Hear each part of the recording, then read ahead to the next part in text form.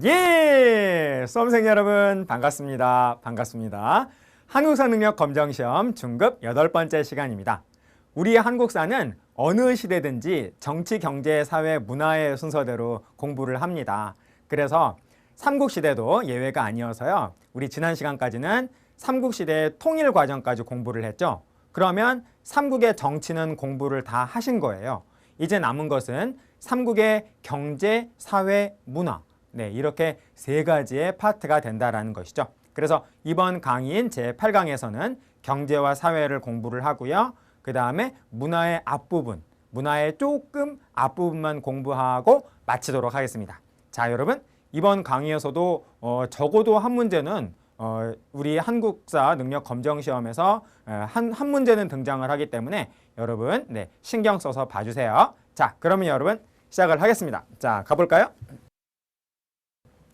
자, 여러분 제목은 말씀드린 대로 경제와 사회고요.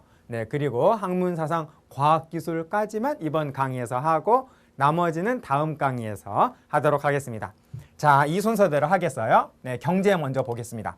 자, 우선 여러분 이 수치제도라고 하는 용어에 대해서 제가 설명을 좀 드릴 텐데요. 이 수라고 하는 것은 징수한다 이런 뜻이에요. 징수한다. 그리고 취라고 하는 것은 취한다. 취한다. 얻는다. 우리말로 얻는다라는 뜻이 되겠어요. 그러므로 수치는 징수하고 얻는 것을 말하는 것이죠. 바로 누가 누구한테 징수하고 얻냐면 국가가 국민한테 무엇인가를 합법적으로 공식적으로 얻는 징수하는 제도를 한마디로 뭐라고 하냐면 수치제도라고 한다라는 겁니다. 이러한 수치제도는 크게 세 종류가 있다라는 것이죠. 세 종류. 땅을 가지고 있는 사람이 있어요. 농경지를 말합니다. 이 토지에서 생산물이 나오면 뭔가가 곡식이라든지 무엇인가 음식이 자라면 이것을 가지고서 여기에서 일부를 국가한테 바치죠. 그게 바로 토지세가 되겠습니다. 토지세. 다 그리고 지역마다 특산물이 있죠. 어떤 지역은 약초가 특산물일 거고 어떤 지역은 또 과일이 특산물일 거고 또 어떤 지역은 뭐 여러 종류가 있을 겁니다. 굉장히 많은 종류가 있는데 공예품, 특별히 뭔가를 잘 만들어서 공예품이 있으면 그거를 또 현물로 특산물을 바치는 그러한 수치가 있을 겁니다. 다음에 세 번째가 노동력이죠. 노동력. 자기가 어떤 국가가 시키는 어떤 이 일을 내가 하는 거예요. 거기에 바로 노동력 제공이 있을 겁니다. 자, 이것을 바로 우리 한국사에서는 자, 무엇이라고 부르느냐 보세요. 자, 이렇게 부른다라는 겁니다.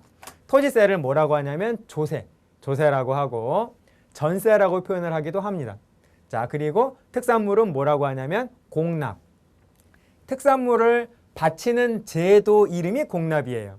특산물은 공납이라고 하는 제도 하에서 바치는 물건이죠. 특산물은 공물이라고 합니다. 그러므로 공납은 공물을 바치는 제도를 공납이라고 한다라는 것이죠. 자, 그 다음에 노동력을 제공하는 것은 역이라고 합니다. 노역, 일이 참 힘들다, 참 고역이다 라고 할 때 역이라는 말을 쓰잖아요. 역은 그냥 순 우리말로 일로 바꿔주시면 아주 좋다라는 겁니다. 자, 그래서 수치제도는 조세, 공납, 역인데요. 이것은 고려도, 남북국도 그렇고 고려도 그렇고 조선시대까지 수치제도는 다 이런 식으로 가게 된다라는 겁니다. 그래서 각각의 항목별로 이제 변화되는 모습을 우리가 또 공부를 하게 될 거예요. 좋습니다, 여러분. 자, 이렇게 좀 정리해 주시고요. 자, 이번에는 토지에 대해서 좀 봐야 되는데요. 역시 또 좀 까다롭고 좀 복잡한 내용을 좀 우리가 좀 알아야 할 필요가 있다라는 겁니다. 역시 또 생소한 용어가 두 개가 나오죠. 수조권이라고 하는 용어가 나오고 수조지라고 하는 용어가 나오는데, 자, 우선 제가 이런 말씀부터 한번 드려보고 싶네요. 우리 한국사에서 우리가 공부하는 토지제도는 토지제도. 토지제도가 각 시대별로 막 나오거든요. 그런데 이 토지제도는 결코 이거를 말하는 게 아닙니다. 네. 소유권과 관련된 제도를 공부한 것이 아니라, 소유권을 공부하는 것이 아니라 바로 수조권과 관련된 제도를 공부하는 것을 우리는 한국사에서 토지제도라고 표현을 해준다라는 것이죠. 그러므로 한국사에서 토지제도 이런 말 나오면 그것은 소유권 제도가 아니라 수조권 제도를 말한다라는 겁니다. 소유권은 특별히 공부할 게 없어요. 어떤 땅에 땅 주인이 있습니다. 그러면 인정을 해주면 돼요. 저 땅은 네 거야, 너의 소유다 라고 국가가 인정을 해주고, 저 땅은 네가 주인이니? 네가 이 땅의 주인이다. 저 땅의 주인은 너다. 소유권을 인정을 해주면 끝이라는 겁니다. 그리고 인정을 해주면서 앞으로 조세 잘 바쳐. 여러분 토지세가 뭐라 그랬었죠? 조세라 그랬었죠? 조세를 앞으로 잘 바쳐 하면 끝이기 때문에 더 복잡할 이유가 없다라는 거예요. 복잡해서 공부할 게 있는 거는 바로 수조권이라는 겁니다. 수조권. 네. 그래서 여러분 이렇게 좀 정리해 주시면 참 좋을 것 같아요. 자, 그럼 여러분 수조권이 뭔지 제가 간단한 그림으로 설명을 좀 드리겠습니다. 자, 여기 어떤 농경지가 있어요. 자, 어떤 토지가 있다. 토지가 있고 이 토지를 어떤 사람이, 어떤 개인이 이 토지를 현재 소유하고 있습니다. 개인이 현재 이 농경지를 소유하고 있다라고 가정을 해보겠어요. 농경지를 가지고 있는 개인은 바로 국가한테 매년 국가에게 매년 일정량의 토지세를 바치죠. 여기서 생산되는 농산물의 일부를 국가한테 바칩니다. 삼국시대까지만 하더라도 굉장히 많은 양을 국가한테 계속 이 토지세로 바쳤고요. 이것이 통일신라 시대부터는 전쟁이 없어지니까 대체로 10분의 1, 통일신라 이후부터는 우리 한국사회에서 대체로 10분의 1의 토지세를 국가한테 바치게 된다라는 겁니다. 이 토지세를 여러분 뭐라 그러죠? 우리 방금 전에 공부했죠? 전세 또는 조세라고 한다라고 우리 방금 전에 봤습니다.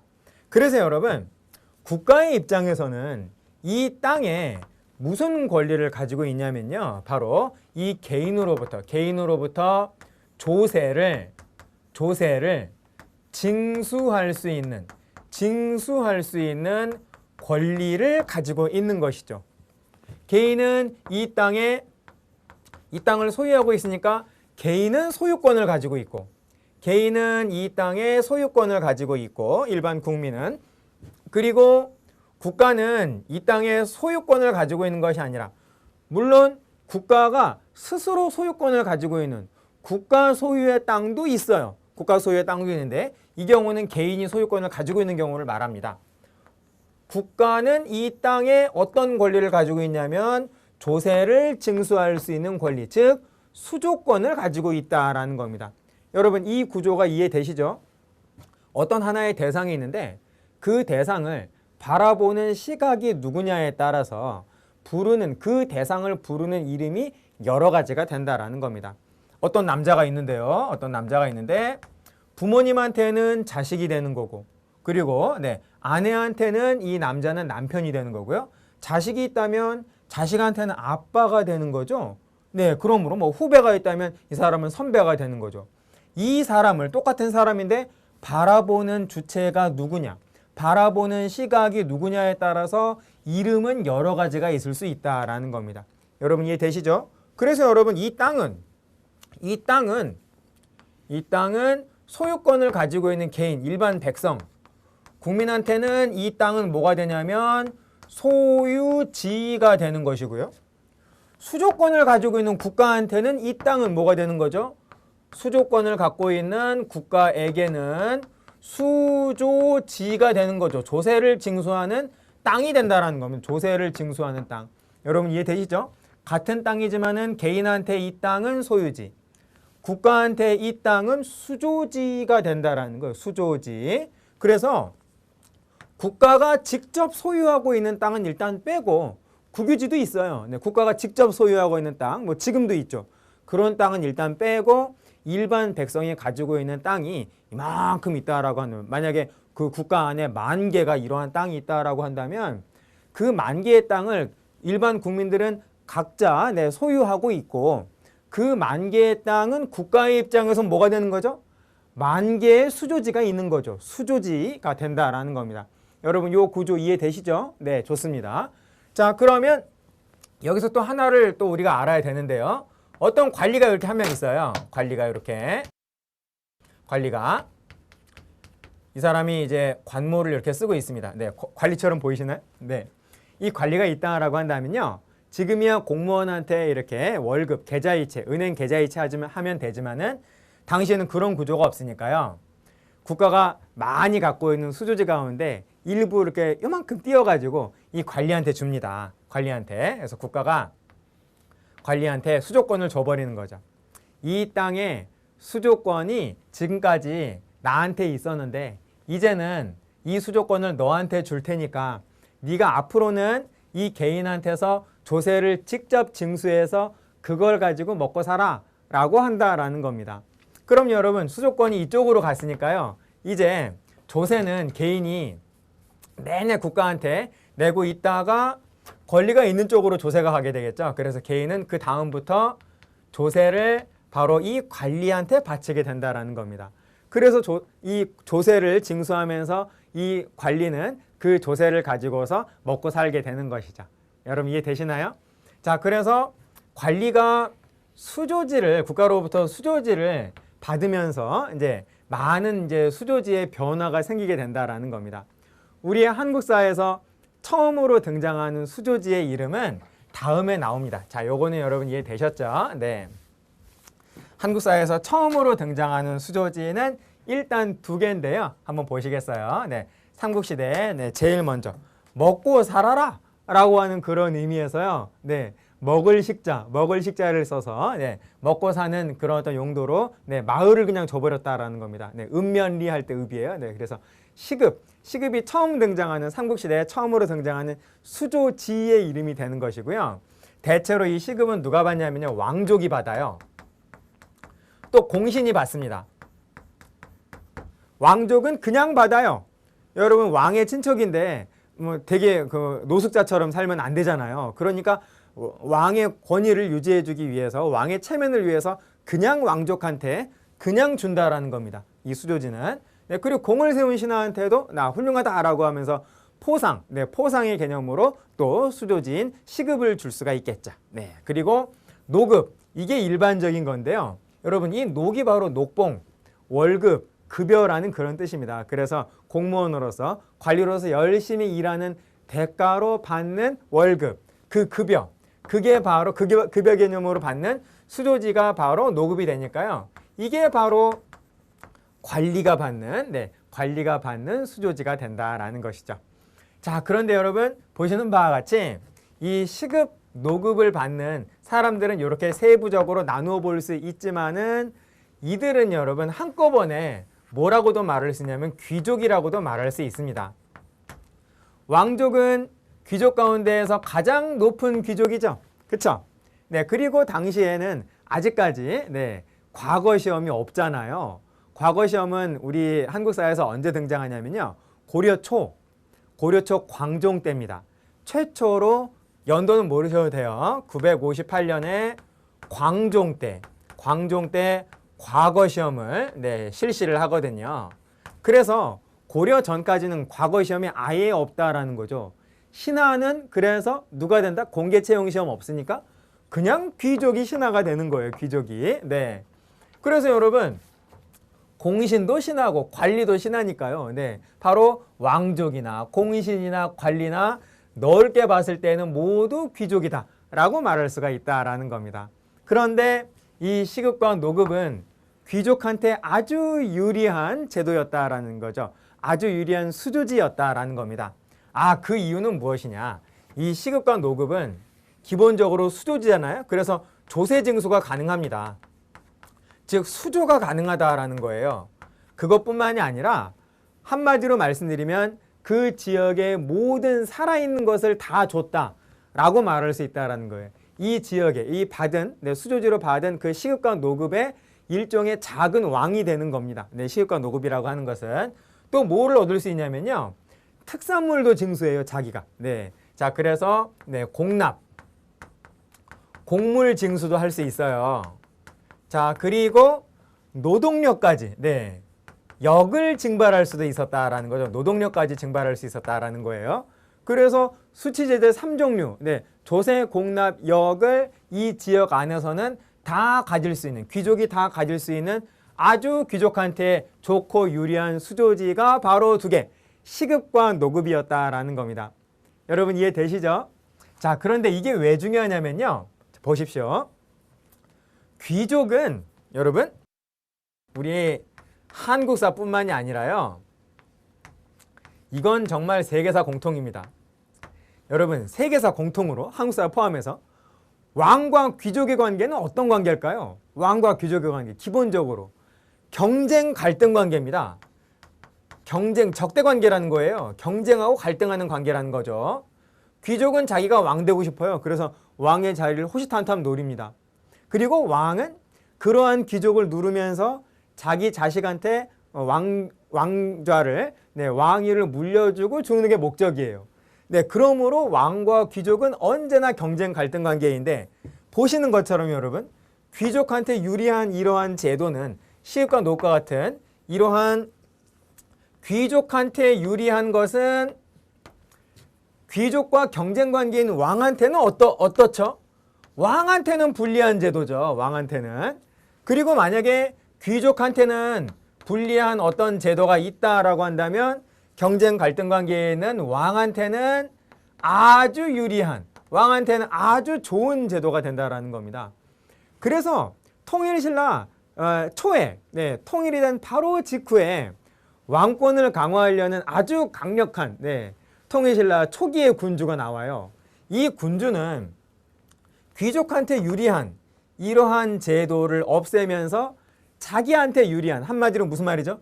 자기한테 유리한, 즉 귀족한테 불리한 제도를, 이러한 수조지를 귀족한테 주려고 하겠죠. 그 왕이 누구냐? 바로 통일신라 초에 등장하는 신문왕이라는 겁니다. 그래서 이때 남북국 시대로 가면 공부하게 될 텐데요. 이 신문왕은 귀족한테 유리한 이 노급, 시급은 일단 빼고요. 왕족이나 공신은 예외적인 경우니까요. 빼고 이러한 노급을 없애면서 귀족한테 불리한 수조지 하나를 주게 되는데요. 아, 그게 무엇이냐? 바로 관료전이라는 겁니다. 관료전. 관료전은 왜 귀족한테 불리하느냐? 여러분 보시는 바와 같이 시급과 노급은 모두 조세징수, 곡물징수, 역징발이 모두 가능하잖아요. 그런데 관료전은 오직 조세징수만 가능해요. 이거는 못한다라는 겁니다. 그러니까 귀족한테는 불리한 거고 그리고 왕한테는, 신문왕한테는 유리한 것이 되겠죠. 그래서 바로 이러한 관료전이라고 하는 시급, 노급 이후에 또 새로운 수조지가 통일신라 시대에는 등장하게 된다라는 것입니다. 여러분 이해되시죠? 자, 그래서 이때는 아주 강력한 권력을, 왕권을 가지고 있다가 신문왕의 손자가 경덕왕이거든요. 경덕왕 때는 다시 귀족들한테 밀려요. 권력이 밀려서 다시 노급이 부활하는 그러한 모습을 보게 된다라는 겁니다. 자, 여러분 어느 정도 좀 이해가 되셨습니까? 굉장히 중요한 내용이고 이 부분에서 경제에서 만약에 나온다라고 한다면요. 수조지를 빼놓고서는 특별히 토지제도에 대해서 할 말이 없다라는 거죠. 조금 복잡하지만 그만큼 중요하기 때문에 여러분 신경 써서 좀 봐주시기를 당부를 드리겠습니다. 좋아요. 자, 다음 보시겠습니다. 자, 이제는 사회로 가겠습니다. 사회로 가서 신분에 대해서 설명을 좀 드리겠어요. 자, 여러분 우리 한국 사회에서 처음으로 계급이 등장한 건 어느 시기죠? 지배계급과 피지배계급, 지배하는 사람과 지배를 당하는 사람의 이런 어떤 계급이 나누어지게 되는 것은 여러분 언제입니까? 그렇죠. 청동기죠. 청동기에 처음으로 계급이 등장하게 된다는 겁니다. 그리고 이것이 초기 철기로 가게 되면 그냥 철기라고 쓰겠습니다. 철기로 가게 되면 더더욱 이러한 계급은 분화가 되게 되겠죠. 네, 이런 어떤 시기에서 어떤 모습이 나타나게 되냐면 지배 계급은 어떤 사람이냐? 바로 다름 아닌 부족장이라는 겁니다. 부족의 지배자는 당연히 부족장이겠죠? 네. 또 줄임말로 우리는 뭐라고 표현을 하죠? 군장, 무리의 우두머리다 라고 해서 군장이라고도 표현을 합니다. 자, 그리고 이 부족장이 바로 지배 계급이 되겠고요. 이 부족장의 지배를 받는 피지배 계급은 어떤 사람들이 있습니까? 부족장 아래에서 당연히 그 지역의 부족민들이겠죠. 네, 그래서 피지배 계급은 부족장 아래에 있는 거의 대부분의 부족 사람들, 부족민들이 바로 피지배 계급이 될 것이고, 이 부족민보다 더 아래에 있는 사람이 있어요. 네, 부족민보다 더 아래에 있는 사람들, 어떤 사람들이냐? 전쟁포로. 다른 부족하고 싸웠는데 우리 부족이 이겼어요. 그래서 패배한 부족의 패배자들을 죽이지 않고 데려와서 우리 부족으로 데려와서 그냥 노비처럼 써버리는 겁니다. 네, 노비처럼 소나 말처럼 이렇게 부려먹는 거예요. 전쟁포로. 또 범죄자, 죄를 지은 자 살려주는 대신에 역시 소나 말처럼 그냥 노동력을 그냥 부려먹는 겁니다. 범죄자. 또 빚을 못 갚은 자, 예나 지금이나 신용불량자는 참 힘들죠. 네, 빚을 못 갚은 자, 갚지 못한 자. 자, 이러한 사람들이 바로 부족민 아래에서 인간 이하의 그런 어떤 대접을 받는 그러한 부류다라고 말할 수가 있다라는 겁니다. 자, 그래서 여러분 이것이 철기로 가게 되면서 이제 고대 국가, 요건 이제 초기 철기라고 말할 수 있겠죠. 초기 철기. 고대 국가 바로 삼국시대, 그리고 남북국, 그리고 후삼국까지를 우리는 보통 고대라고 표현을 해줘요. 네, 고대. 자, 그러니까 삼국시대로 가게 되면은 이 부족장이 뭐로 변신을 하죠? 이 부족장, 군장이 바로 다름 아닌 귀족으로 변신을 하지 않습니까? 우리 제1강에서 우리 공부를 했죠. 자, 그리고 부족민, 가장 많은 인구를 가지고 있는 가장 많은 비중을 차지하고 있는 이 그냥 일반적인 평범한 이 부족민들은 평범한 백성. 여러분 뭐가 돼버리는 거죠? 바로 평민이 된다라는 겁니다. 자, 그리고 이들 인간 이하의 대접을 받는 이들은 결국 무엇으로 정착이 되냐면 노비라고 하는 계급으로 정착이 되게 된다라는 거예요. 그래서 고대, 이 삼국시대부터 바로 고대에서는 3계급이 존재하게 되는데 바로 귀족, 그리고 평민, 그리고 노비, 이렇게 3개의 계급이 등장하게 된다라는 겁니다. 그리고 이것이 고려로 가게 되면 하나의 계급이 더 등장해요. 그래서 고려시대부터는 4개의 계급입니다. 그게 뭐냐면 지금 우리가 공부할 내용은 아니고 미리 예습을 드리자면 요 귀족하고 평민 사이에 중간 계급이 하나 더 등장해서 4개의 계급이 된다라는 거죠. 고려시대. 그 중간 계급은 중류라고 하는데 고려로 가면 우리 또 어차피 공부를 하게 될 겁니다. 중류. 기억을 좀 해주세요. 좋습니다. 자, 그래서 지금 우리가 공부하는 삼국의 사회에서의 신분은 크게 3종류. 바로 귀족, 평민, 노비가 되겠다라는 거예요. 그리고 귀족은 전에도 말씀드렸다시피 부와 명예와 권력을 공식적으로, 합법적으로 세습할 수 있는 아주 특별한 가문을 바로 귀족이라고 하잖아요.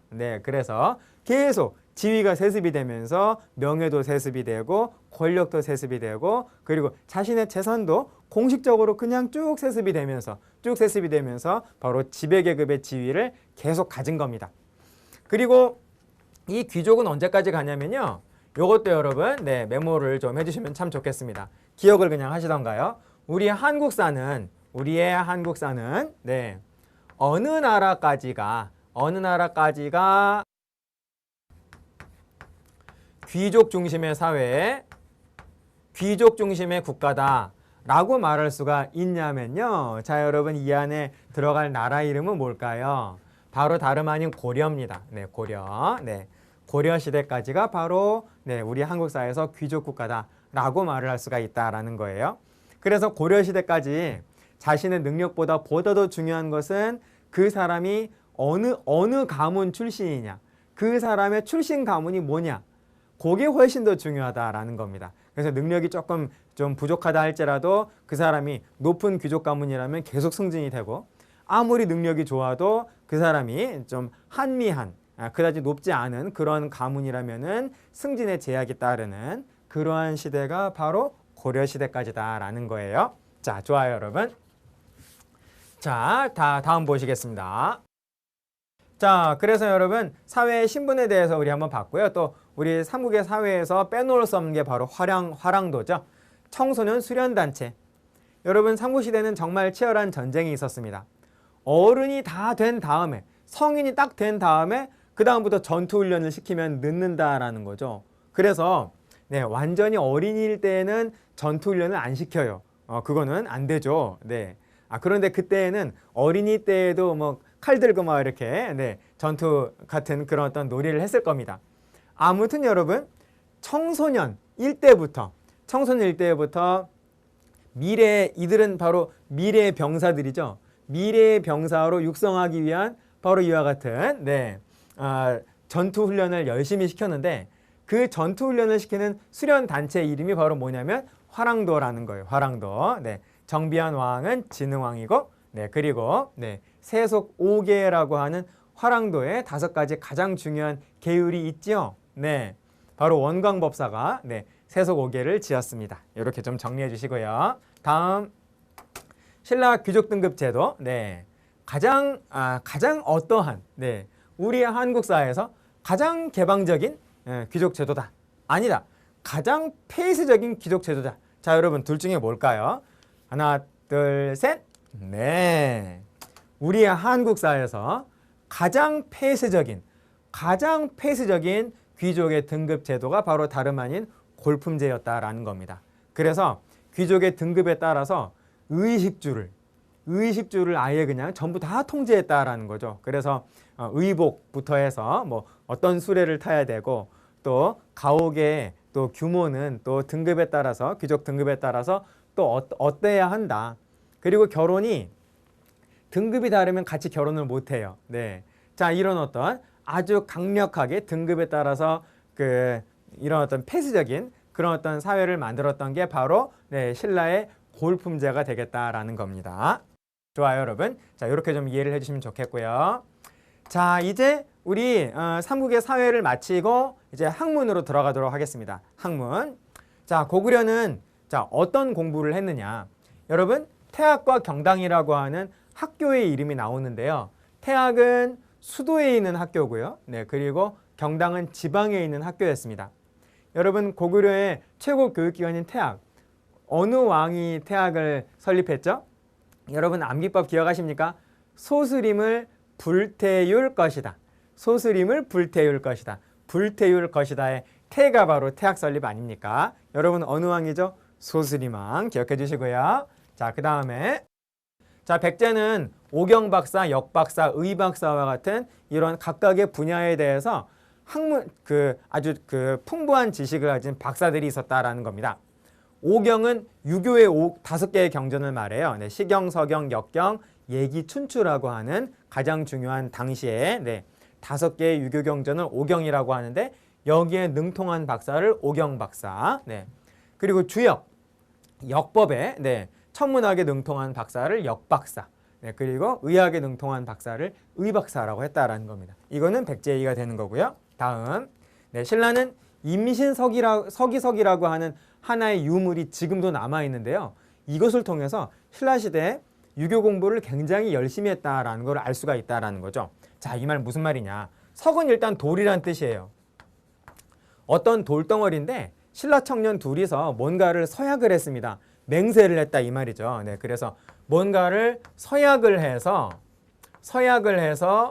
그거를 돌에 그냥 붓으로 쓴 게 아니라요. 칼로 그 돌에다가 네, 자신의 서약의 내용을 칼로 새겨놨어요. 어떤 도구를 이용을 했건 새겨놨다라는 겁니다. 그래서 지금도 우리가 알 수 있다라는 거예요. 어느 해 60갑자로 임신년에 임신년에 청년 둘이서 뭔가를 서약을 한 다음에 그것을 새겨놓은, 기록한 도를 바로 뭐라고 한다, 여러분? 임신 서기석이라고 한다라는 거죠. 자, 이 서약의 내용이 뭐냐면요. 나라에 충성하고 부모에 효도하기로 한다. 그것뿐만이 아니라, 우리가 기간을 정해가지고 유교 경전에 어떠한 유교 경전을 정해진 기간 안에 다 완전히 공부하기로 한다라고 하는 그러한 서약이 들어가 있다라는 겁니다. 이것을 통해서 신라에서도 굉장히 공부를 열심히 했다, 유교 공부를 열심히 했다라고 하는 것을 우리가 확인할 수가 있다라는 것이죠. 여러분 이해되시죠? 좋습니다. 자, 그럼 이번에 역사서. 역사서도 빼놓을 수가 없어요. 네, 일단 역사서는 국가를 구별해 주십시오. 국가. 네. 그리고 그 역사서를 쓴 사람이 누구다라는 것까지 기억을 해주시면 아주 좋겠습니다. 더 좋은 거는 그 역사서가 언제 나왔느냐, 그것까지 기억해 주시면 거의 완벽하다라고 볼 수가 있겠죠. 그래서 어떤 역사서 이름이 딱 나왔는데 그거는 어느 나라에 누가 어느 왕 때 썼다. 정말 훌륭합니다, 여러분. 네, 그렇게 좀 해주세요. 네. 자, 그래서 고구려 백제 신라의 역사서를 우리 하나씩 한번 보시겠습니다. 자, 우선 신집 5권이라고 하는 역사서가, 고구려 역사서가 있는데요. 자, 이건 무슨 말이냐면요. 그 전부터 쓰여진, 그 전부터 있었던 유기라고 하는 어떤 100권짜리 역사서가 있었대요. 네, 지금은 전해지지 않습니다. 그런데 이 유기가 너무 양이 많아가지고요. 이 유기를 5권으로 새롭게 편집했대요. 유기를 5권으로 새롭게 편집한 이 역사서. 핵심 정리했겠죠. 이 역사서는 고구려의 역사서고, 그리고 이거를 영양왕 때 이문진이 썼다라는 겁니다. 영양왕은 살수대첩 당시의 왕이에요. 자, 다음에 백제는 서기라고 하는 책이 있는데요.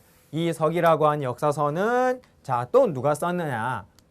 근초고왕 때 박사 고흥이 쓴 백제의 역사서다라는 겁니다. 자, 다음. 국사라고 하는 신라의 역사서가 있는데 이 국사는 역시 진흥왕 때 거칠부가 국사를 썼다라는 거죠. 모두 현존하지 않습니다. 현존하는 우리나라에서 가장 오래된 역사서는 1145년에 김부식이 중심이 되어서 찬술한 삼국사기, 이게 가장 오래된 역사서예요. 그러므로 이것들은 지금 현재 남아있지 않죠. 이 역사서가 남아있더라면 아마 고구려 백제 신라에 대해서 좀 더 많이 알 수 있었을 겁니다. 참 좀 아쉬워요. 좋습니다, 여러분. 자, 다음. 불교 수영. 자, 요건 이미 우리 공부했네요. 자, 불교 공인 소침법. 기억나십니까, 여러분? 자, 소는 소수림왕이고요. 침은 침류왕. 그리고 법은 법흥왕. 고구려 백제 신라의 순서로 인해서 순서로 불교 수용은 소침법. 비슷한 거 있었죠. 율령반포는 소고법. 율령반포는 소수림왕, 그리고 백제는 고이왕, 그리고 신라는 법흥왕이고 불교 수용은 소침법이다 라고 하는 거 같이 여러분 외워주시면 참 좋습니다. 율령반포 소고법, 불교 공인 소침법. 요렇게요. 자, 그 다음 보시겠어요?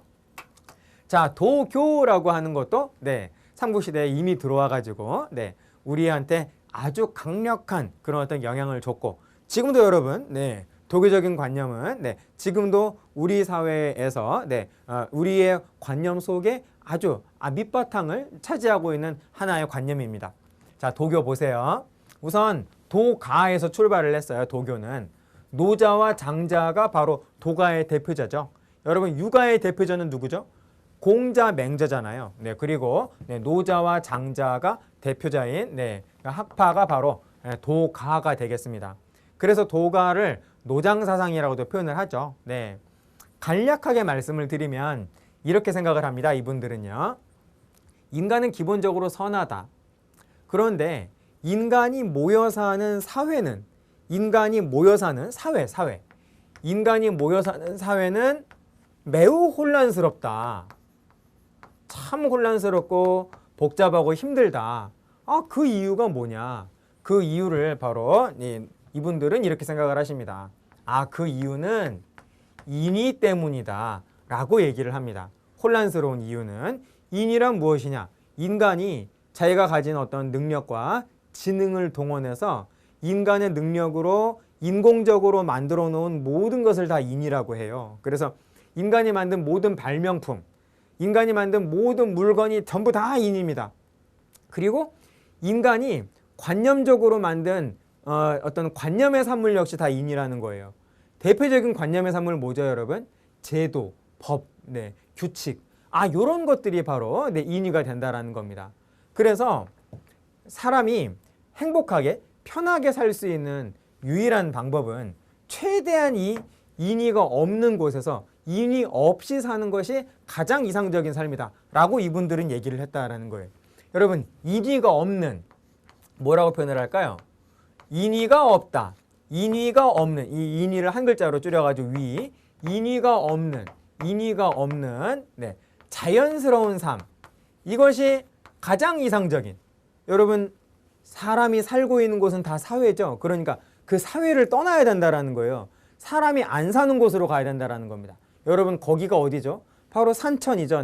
산천을 벗삼아서 자연스럽게 자연 속에서 인의가 없는 그러한 삶을 사는 것이 가장 이상적인 삶이다라고 바로 도가에서는 강조한다라는 거죠. 여러분 이해되시죠? 자, 요게 도가인데 이것이 점차 산천을 숭배하고 그리고 신선사상, 이런 어떤 약간 판타지적인 요소가 가미가 되면서 이것이 종교가 돼버려요. 그게 바로 뭐냐면 도교라는 겁니다. 도교. 이렇게 좀 정리를 좀 해주세요. 그래서 이 삼국시대에도 도교가 굉장히 강한 영향을 끼치게 되었는데 어떤 것들이 있느냐. 연개소문이 도교를 일단 장려했다라는 거죠. 연개소문이 강경파, 당나라에 대한 강경한 입장, 강경파의 수장으로서 온건파의 수장인 영류왕을 죽이면서 동시에 영류왕을 따르던 고구려 귀족들을 많이 제거하잖아요. 그리고 그 다음에도 고구려 귀족들을 탄압을 합니다. 그런데 고구려 귀족들의 종교가 그 당시에 뭐였냐면 바로 불교였다라는 거예요. 그래서 그들의 불교를 탄압하면서 동시에 도교를 장려했다라는 겁니다. 그렇게 좀 정리해 주시고, 자, 그리고 사신도도 도교의 증거예요. 이게 뭐냐면요, 4명의 신이라는 뜻입니다. 4명의 신, 4종류의 신이다 이런 뜻인데요. 도교에서는 동서남북에 각각의 지역을 각각의 방위를 지키는 방위신들이 있대요. 북쪽은 누가 지키냐면 현무가 지키고요. 그리고 남쪽은 주작이 지키고, 그리고 동쪽은 청룡이 지킨다고 합니다. 청룡. 자, 그리고 서쪽은 백호가 지킨대요. 그래서 각각의 동서남북을 지키는 이러한 어떤 신령스러운 방위신, 북현무, 남주작, 동청룡, 서백호, 현무, 주작, 청룡, 백호를 바로 뭐라고 한다? 사신이라고 한다라는 거죠. 그리고 이 사신들을 그려놓은 그림이 바로 사신도인데 강서대묘에 바로 이러한 사신도가 그려져 있다라는 겁니다. 이것을 통해서 고구려가 도교가 매우 강했다라고 하는 것을 알 수가 있다라는 것이고요. 자, 다음에 백제의 경우는 산수무늬 벽돌에 산천을 숭배하는 산수무늬가 이렇게 있다라는 거죠. 자, 그리고 금동대학로. 여러분, 금동대학로 이렇게 생겼잖아요. 제가 그냥 이렇게 한번 그려보겠습니다. 금동대학로 이렇게 뚜껑을 이렇게 딱 열고 향을 피운 다음에 다시 뚜껑을 딱 닫아요. 그러면 여기에서 이렇게 구멍이 있어서 여기에서 향불이 이렇게 구멍 사이로 이렇게 스며들면서 이렇게 올라옵니다. 자, 그런데 여러분 잘 보시면요, 여기 이렇게 산이 형상화되어 있거든요. 이러한 산들이. 그런데 이러한 산들이 현존하는 산이 아니라 도교에서 말하는 복례산이라고 하는 신선이 산다라고 하는 이상적인 산이래요. 그래서 이 금동대학로 역시 도교의 영향을 받은 것이고요. 자, 그 다음에 사택지적비 역시 그렇습니다. 사택지적은 사람 이름이에요. 의자왕 때 대좌평, 그러니까 상자평을 지낸 이 사택지적이 아주 훌륭한 높은 귀족으로서 돈 많고 참 권력도 있는데 나이가 들었단 말이죠. 그래서 늙어감을 정말 탄식하면서 불당을 짓습니다. 그리고 비석을 세우는데요. 그래서 기본적으로 사택지적비는 불교적인 요소가 기본이고 거기에 이제 인생무상이라고 하는 도교적인 그러한 요소가 가미가 되어 있다라는 거예요. 자, 그래서 사택지적비 역시 도교와 매우 관련이 있다라는 것입니다. 다음 천문학 보세요. 고구려는 천문도라고 하는 그림이 있었어요. 그래서 천문도를 비석에다가 이렇게 새겨놓은 그러한 비석이 평양에 있었다라고 합니다. 그런데 그 비석은 없어지고 그 비석에 탁본으로 이렇게 먹을 칠해가지고 이렇게 딱 찍어놓은 탁본은 남아 있었다라는 거예요. 그래서 그 탁본을 가지고서 조선 태조 때, 조선 왕조 태조 이성계 때 그 탁본의 그림을 보고 역시 또 천문도를 또 만들어요. 조선 태조 때 국가가 편찬을 한 천문도 천상열차 분야지도라고 합니다. 천상열차 분야지도라고 한다. 조선의 문화에서 아주 중요한 천문도입니다. 그래서 이 천문도가 어디에서부터 나왔다? 고려의 천문도에서부터 나왔다라는 겁니다. 그래서 이게 종이에다가 그려놓은 게 아니라 역시 고려의 천문도처럼 비석에다가 까만 돌에다가 새겨놨다라는 것이죠. 자, 그래서 천상열차 분야지도가 있는데 이게 고구려에서 왔다. 그리고 고분벽화에도 별자리 그림이 그려져 있고 그리고 신라에는 지금도 있는 선덕여왕 때 축조된 것으로 보이는 첨성대. 첨성대가 지금도 경주에 있죠. 이렇게 좀 정리해 주십시오. 좋습니다, 여러분. 자, 다음 금속공예를 보시면요. 당시 금속공예도 굉장히 매우 발달했다라는 거죠. 칠지도는 뭐죠, 여러분? 7갈래의 그런 상징적인 칼인데 이게 바로 백제의 4세기의 전성기를 이끌었던 근초고왕이 외왕에게, 지금의 일본이죠. 외왕에게 하사했다라고 하는 이런 칠지도. 그 칠지도의 그 표면에, 칼의 그 옆면에 상감 기법으로 이 글자가 새겨져 있어요. 그래서 백제가 매우 뛰어난 금속공예 기술을 가졌구나라고 하는 것을 우리가 알 수가 있겠고요. 다음에 금동대학로. 아까 제가 보여드렸던 도교적인 사상을 받은, 영향을 받은 금동대학로. 굉장히 아름답고 매우 훌륭하죠. 그래서 백제의 금속 기술이 뛰어나다. 그리고 신라금관 역시 금속 공예 기술이 매우 우수했다라는 걸 알 수 있는 하나의 증거가 되겠습니다. 자, 그래서 이렇게 좀 정리해 주시면 되겠어요. 여기까지입니다. 자, 그래서 우리 이번 강의에서는 삼국시대의 경제, 그리고 사회, 그리고 문화의 앞부분을 공부를 했네요. 여기서도 시험 문제에서 적어도 한 문제는 꼭 나오니까 여러분 신경 써서 정리를 좀 해주시고 복습을 꼭 해주시기를 당부를 드리겠습니다. 이번 강의는 여기까지 하겠습니다. 여러분 수고하셨습니다. 마치겠습니다.